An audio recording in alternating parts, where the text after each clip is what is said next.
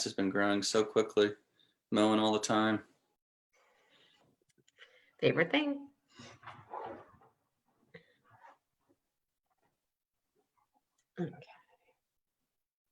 Okay, we are live.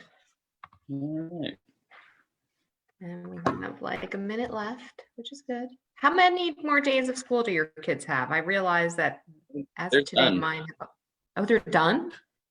Yeah, they were done last Friday. Oh, wow. Yeah. Do you hear the little voice in the background? Yeah, they have 11 more days. That seems like a Not long too bad. time. Well, they were supposed to get out on June 21st, I think. They What? cut it back. Oh, yeah, we go late into June. But in September, we aren't starting until the 8th, the day after Labor Day. So most schools, I mean, even places here in Jersey are starting before Labor Day, but not our district. That's interesting.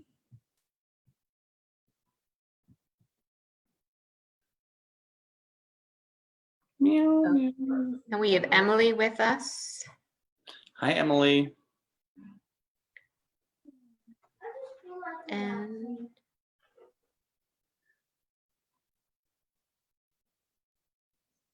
I think it's about that time if you want to get started.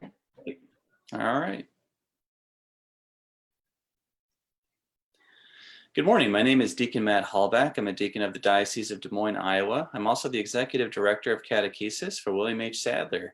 Glad to be with you on this Friday, TGIF, our morning prayer series. You can connect with us in a number of ways, as you'll see here on the screen. You can go to our Facebook page, Sadler Religion.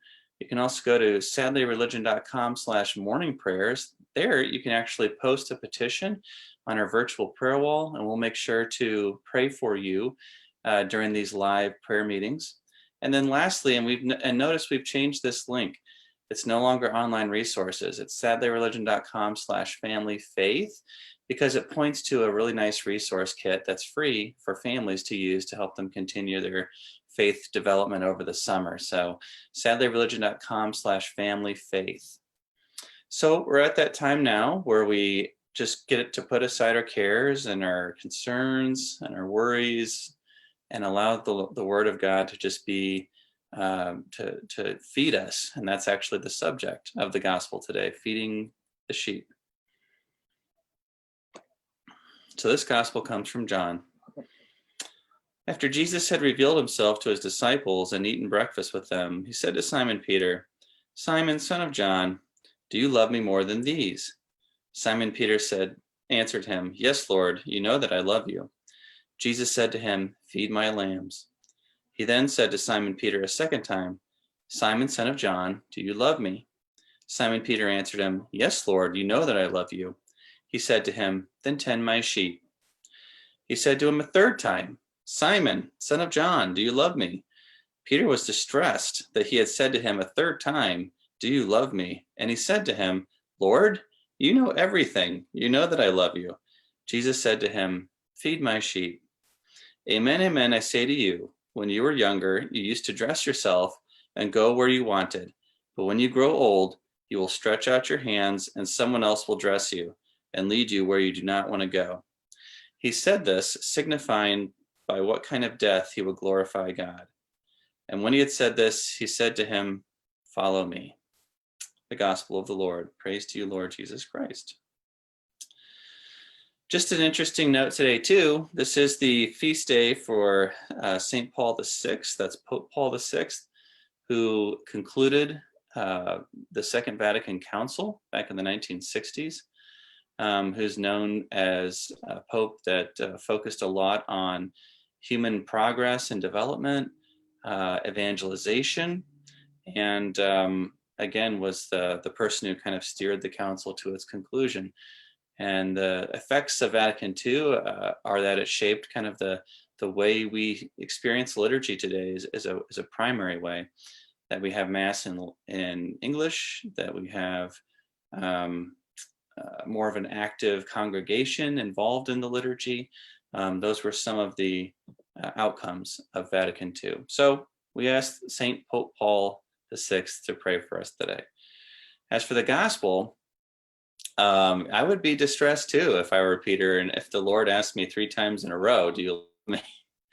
And what many have concluded from this 3 times questioning of Jesus is that he's absolving Peter of his threefold betrayal of him. That Peter, when Jesus was apprehended and taken into custody, Peter really denied him 3 times. And so, sort of erasing that, he asked Peter 3 times, do you really love me? And Peter gets frustrated, and perhaps he understood what the Lord was doing by asking him 3 times. But from our vantage point, we see that Jesus is trying to let Peter know that if you love me, then show it, right? Don't run away. I need you to be with my sheep, be with my people, feed them, love them.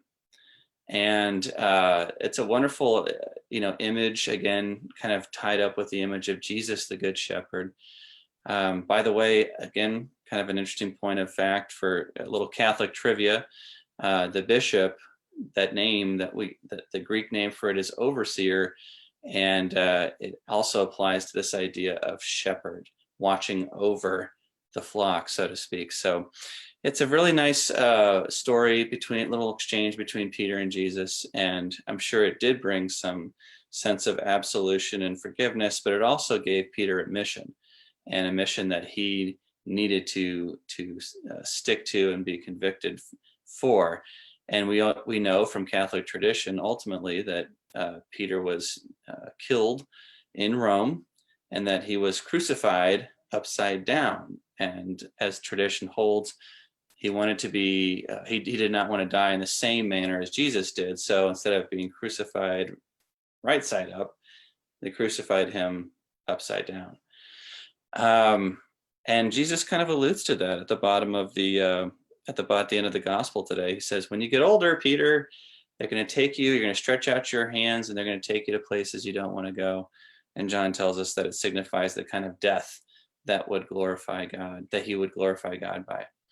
So Peter holds fast to this mission that Jesus gives him to feed the sheep. He gives his own life, just like Jesus did. So not only do we honor St. Pope Paul VI today, but we honor the first pope, which is Peter the fisherman, and his commitment to loving the sheep. All right, let's turn to our chat box where we can post live petitions. I don't know if we're going to continue this trend, but in the past, Fridays have been a pretty furious, there's been a flurry of petitions, and it's wonderful. So please open your chat box if you're with us, and I'll go ahead and read those, and we'll pray together. So from Katie, we got this from yesterday: prayers for unity in our community, prayers for unity with God, and prayers for George and the man who was brutalized by the Minneapolis police and died because of it. And from D, I'm truly disturbed by the happenings in Minnesota and ask for prayer for all. I think we all are, D. It begins with what happened to George, and then it continues with the kind of violence and looting and burning that's happening in the city and elsewhere. Other riots have sort of broken out around the country, I guess, as a gesture of, solidarity, but it's just causing so much destruction and unrest. It's really adding fuel to the fire around this issue of race and racism and police brutality. From Emily, please pray for a family friend, Dave, who took a bad fall and re-injured his knee. We'll pray for Dave and for those who love him and are around him, and for those who care for him, for the doctors and nurses. From D, I want to pray for my son, who's a pilot and on the verge of being furloughed with Delta. Oh, I'm so sorry to hear that, D. The airline industry is in a terrible situation. It's looking difficult, even trying to move to other airlines. I can't imagine.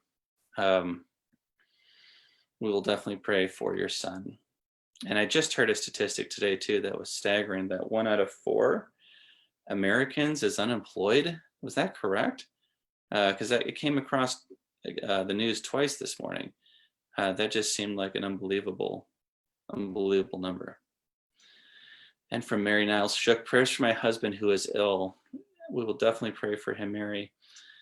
And you're doing the best thing you can do by getting him whatever care he needs, and also by your commitment to prayer. Prayer is so powerful. From Lord Egan, continued health for all. Nice to see you again, Lord.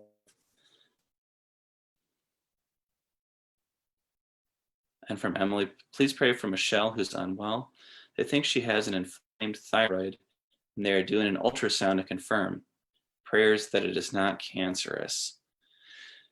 We'll definitely pray for her and for Michelle and for the physicians that treat her. And Mary, we'll pray for you struggling with isolation. There are so many out there who are. It's not easy. I'm glad you're with us. Let me start there. I'm glad that you're joining us for these few moments this morning. And we love being with you, and we'll continue to be with you every Monday through Friday. For everyone that's from Tatiana, for everyone that is staying at home, not to get the virus, for us not to get the virus. Yeah, thank you for that. That's a nice prayer or a nice response from Emily. Mary Niles, prayer and care for you. It's a good community, people. You're just very thoughtful, generous, loving. That's why I'm always encouraging people to share out these videos, because there are a lot of people out there who need prayer, who feel alone, and would really benefit from a community like this. From Mary, prayers for Minneapolis and all the racial violence.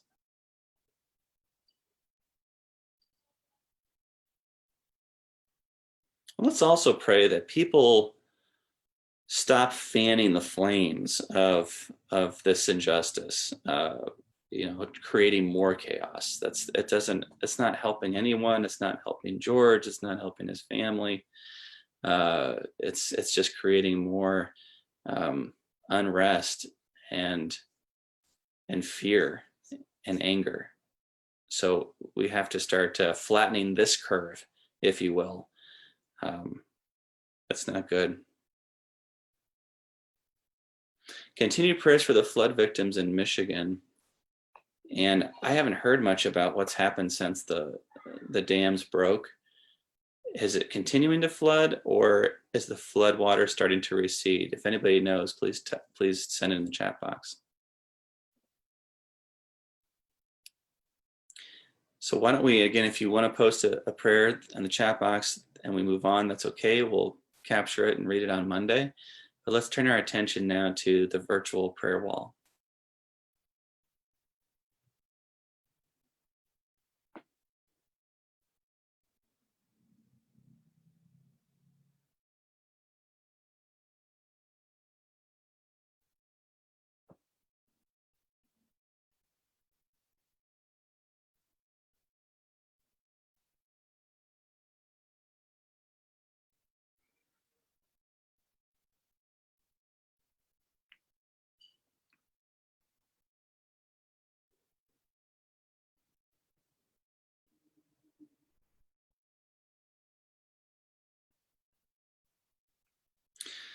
And Lord, we ask you to grant these petitions according to your time and your gracious will.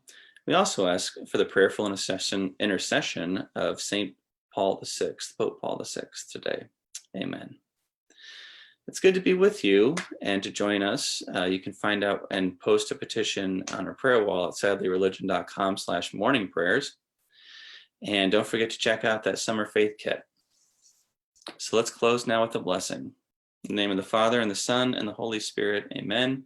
The Lord be with you and with your spirit, and may Almighty God bless you this day. Father, Son, Holy Spirit, amen. Have a great weekend.